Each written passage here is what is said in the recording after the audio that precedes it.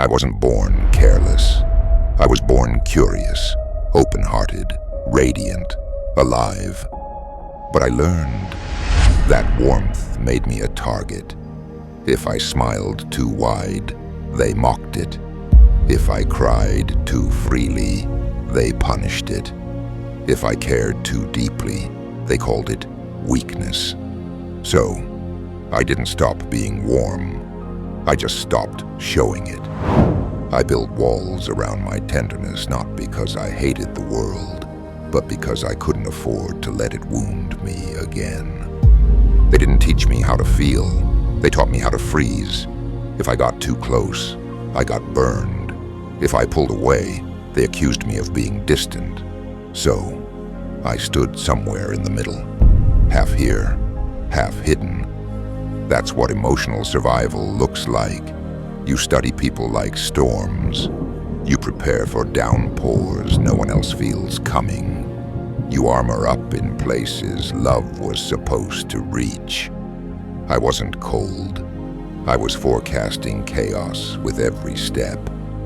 They praised me when I stopped needing. They clapped when I stopped crying. They admired how strong I was, not knowing that strength was just silence in a prettier costume. Every time I swallowed emotion, they smiled. Every time I flinched and didn't react, they called it maturity. But there's nothing noble about disappearing inside your own chest. There's nothing brave about silence born of fear. That wasn't strength. It was emotional exile wrapped in applause. When you grow up in emotional drought, you learn to give water to everyone but yourself. I became their mirror, their container, their confessional booth, and I thought that made me good. I thought that meant I was needed. But what I really became was the one who made sure nobody else ever felt what I was drowning in. That's not kindness. That's emotional martyrdom. Hiding my warmth gave me the illusion of control. I thought, if I show less, they'll hurt me less. If I stay unreadable, they'll stop using my feelings as weapons. But withholding love from the world only turned me into a stranger to myself. The heart I locked away didn't stay quiet. It grew heavy. It grew sharp. It grew tired of pretending not to care. And eventually, it began to rebel. It wasn't dramatic. It didn't explode. It happened slowly, in a moment of stillness, when someone asked how I was, and I couldn't lie. The words didn't even come out, but the silence said everything. I saw the mask I had worn for years, and I didn't recognize the face underneath. It wasn't cold. It wasn't bitter. It was just tired of pretending. My warmth never left me. It waited. It survived beneath armor that was never mine to carry.